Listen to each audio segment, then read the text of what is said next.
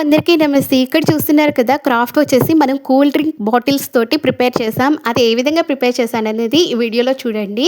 ముందుగా అయితే బాటిల్ని ఈ విధంగా కట్ చేసుకొని లీవ్ షేప్స్ అయితే డ్రా చేసుకున్నాం. డ్రా చేసుకున్న వాటిని కటింగ్ చేసేసి ఇక్కడ నేను పర్మనెంట్ మార్కర్ యూస్ చేశాను. అందువల్ల నెయిల్ పాలిష్ రిమూవర్ తీసుకొని ఆ మార్క్స్ అనేది క్లీన్ అప్ చేశాను.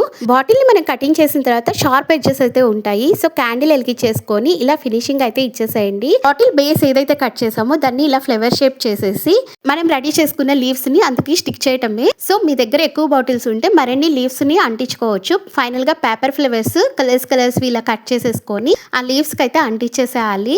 సో అంతే, క్యూట్ గా ఉండే ఫ్లవర్ వాజ్ అయితే రెడీ అయిపోతుంది. చూస్తున్నారు కదా. సో దీన్ని మనం నైట్ టైం బ్లింకింగ్ లైట్స్ ఉంటే దాంట్లో వేసేసి బెడ్ ల్యాంప్ గా కూడా యూస్ చేసుకోవచ్చు.